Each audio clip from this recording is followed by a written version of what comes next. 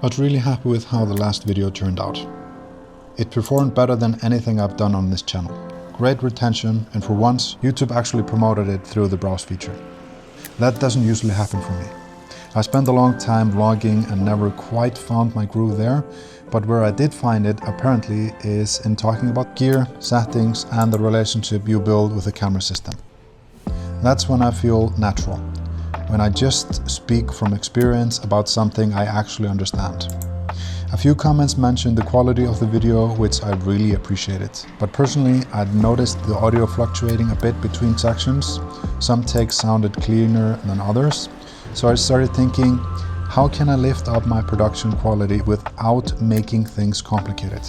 I just wanted the best possible audio straight into my Sony ZV-E1, and I think I found a solution.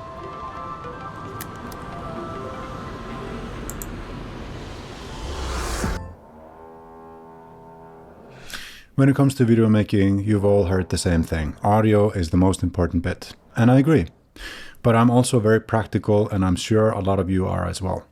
Do you really need the Shure SM7B, or can you get away with something like the DJI Mic 2? If you can possibly work with the Shure SM7B, I think you are going to get so much better audio. Whether you're dealing with construction around you and you need to really insulate the sound, you can do that by being close to the microphone, and I do think the Shure SM7B does tolerate that closeness a lot better than the DJI mics do. If you have like a stationary setup at home, if you have like a working space, unlike me sitting in the living room, I think this is the way to go. Nothing sounds better straight out of the box than the Shure SM7B. I'm shooting this video on the ZV-E1 and I'm using the internal audio recording, and I have the mic hooked up directly to the camera. I have this audio interface unit set up in a way so that I have one backup track. If I blow out the main channel, I do have the contingency of a minus 20 decibel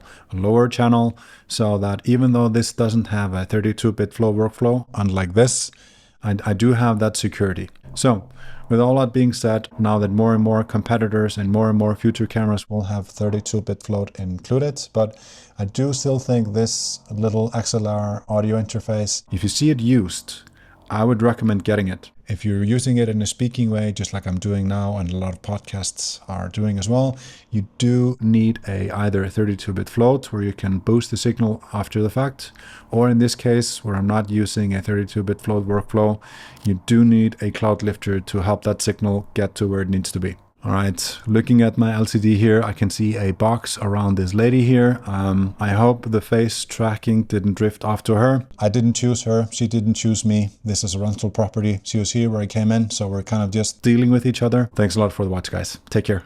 Bye. Bye.